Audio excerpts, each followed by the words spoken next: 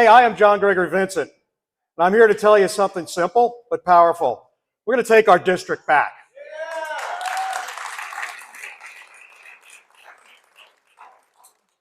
Not for the politicians, not for special interests, not for people who've forgotten what it means to serve. We're taking it back for us.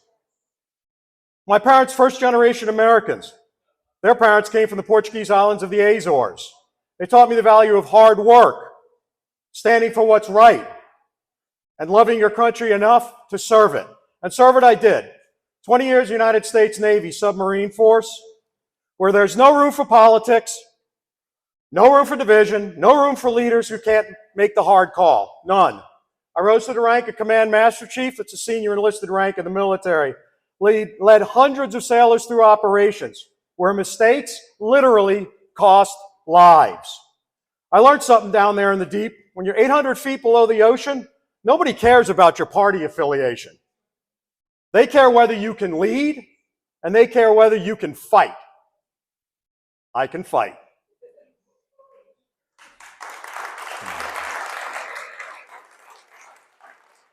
I'm also going to tell you something that politicians usually hide. I'm a recovering alcoholic, 22 years sober. I'm not ashamed of that. I'm not ashamed of it, I'm proud of it, because recovery taught me that real strength isn't pretending you're perfect. Real strength is admitting when you need help, doing the hard work, coming back stronger. That's real strength. That's the kind of representation this district, what I call the Grade 8, deserves. Nice shirts, by the way, I like those. Someone who's been tested, someone who's honest, someone who knows that leadership means serving others and not yourself. So let me tell you why I'm running. A couple of months ago, I was doing a fundraiser in someone's home. And after everybody was leaving, a lady came up to me. And she said to me, you know, I'm so glad I came, but I almost didn't come. And I said, oh, why didn't you come? She said, I got invited, but it was a text from somebody I didn't know very well. And I wasn't sure if it was real or if it was an ICE setup. Hispanic woman, born and raised in Brooklyn, 70 years old, retired and moved to the Market Common, and she was afraid to show up because she thought it was a setup for her to get snatched up. That's not the America I defended. I'm going to share another story, and this comes secondhand from one of our largest supporters. African-American lady, cash donation, a fairly substantial one.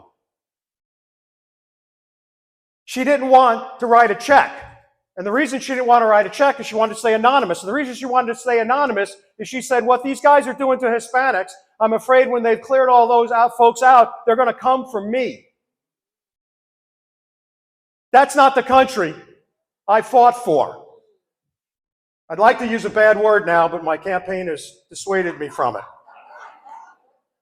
It's not just fear, folks. It's real harm, and it's happening every day in our state. A state that's been led by Republican politicians for 23 consecutive years. We have the 7th highest murder rate in the United States of America. We have the 8th highest violent crime rate in the United States of America. The leading cause of death for our children is guns. We have 600 unsolved murders just in the last 5 years. That's 600 families with no closure. That's 600 murderers that haven't been caught, haven't been brought to justice. This isn't tough on crime. This is soft on safety. And it's ridiculous.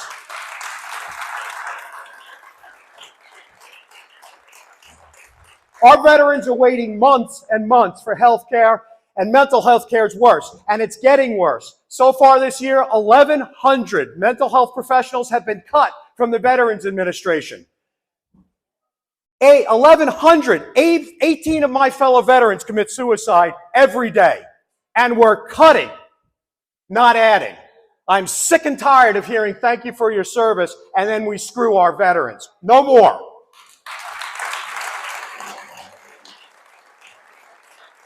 We have farmers drowning in debt, but you know who's getting bailouts? Corporate farmers are.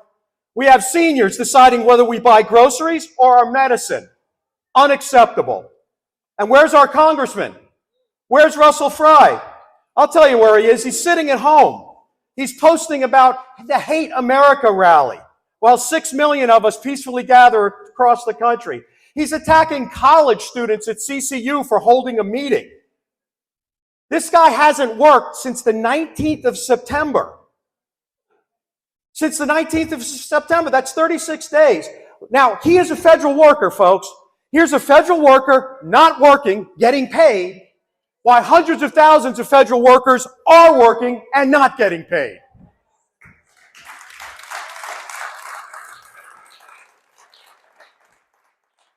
He is the best example of what is wrong with politics. And what is wrong with politics is there is no personal accountability.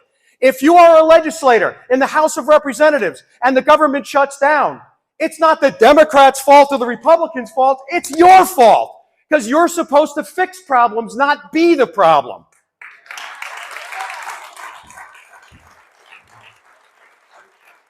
He's not fighting for you, he's fighting for his political career. And guess what? That career is going to end next November.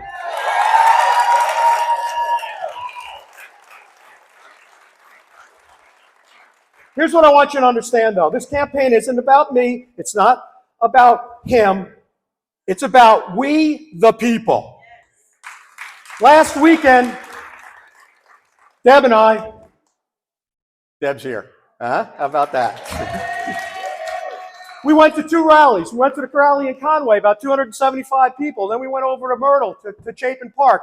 Had to be about 1,000 people there, right? College students, seniors, black, white, Hispanic, men and women. Okay, mostly women. But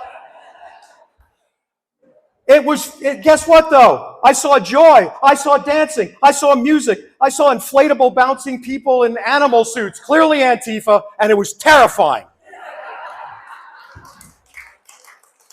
We did an impromptu picture, right? Hate America? Bullwinky. Hate America. Guess what I met in less than 20 minutes? I met Vietnam vets, Iraq vets, Afghanistan vets. Airborne Ranger got to meet me, a submariner.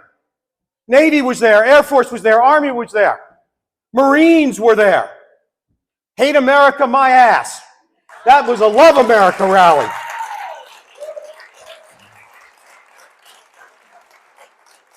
That's when it hit me.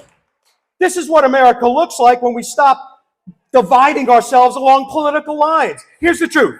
They don't want us to get along. They don't want us. They don't want you talking to your neighbor with the Trump flag.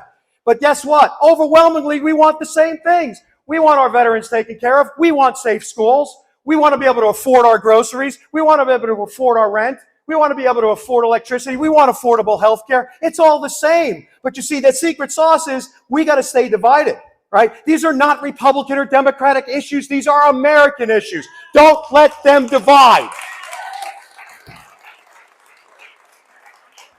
When we walk together, really, not just yell at each other, when we have reasonable discussions and reveal these common desires, then guess what? Division slows, uniting grows. And weak leaders, and Fry fits that one to the nut, whatever. Division begins to fail.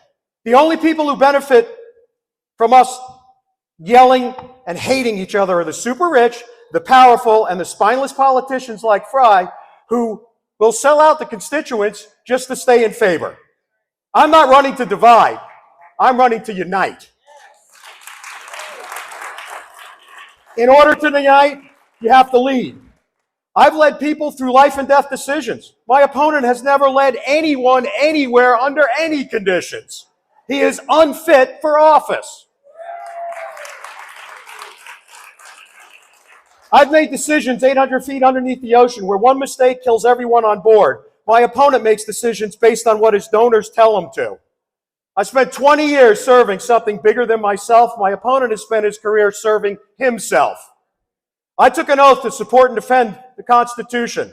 I've never wavered in honoring that oath. My opponent spits on that oath almost every day, and it's unacceptable.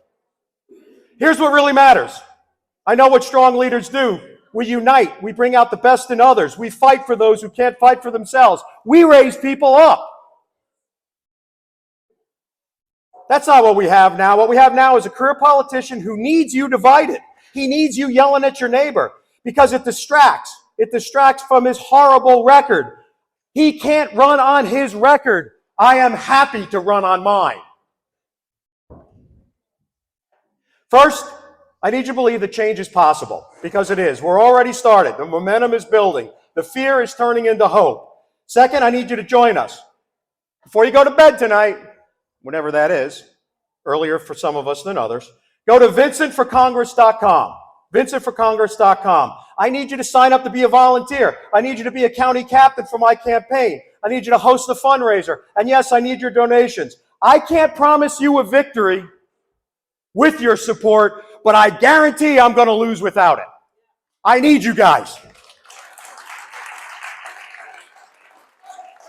Third, and this is the most important thing, I need you to talk to your neighbors, the ones with different yard signs, the ones who voted differently than you. Talk to them. Find common ground. Remind them that we're Americans first and foremost. We are literally all in this together, because that's how we win, not by yelling louder than the other side, but by building a stronger table. When we get people to look past the R and the D, 70% of this district will support me. So that's our job. The Navy taught me 3 core values: honor, courage, commitment. Honor means doing the right thing even when nobody's watching. Courage means standing up for what you believe even when it's hard. Commitment means finishing what you started no matter how long it takes. I lived those values for 20 years. We're taking our district back, not through division, but through unity. Not through fear, but through hope. Not through serving the powerful, but by serving we, the people. I'm John Gregory Vincent. I'm asking for your vote. I'm asking for your voice. I'm asking for your advocacy. And I'm asking to let's bring America back to America. God bless.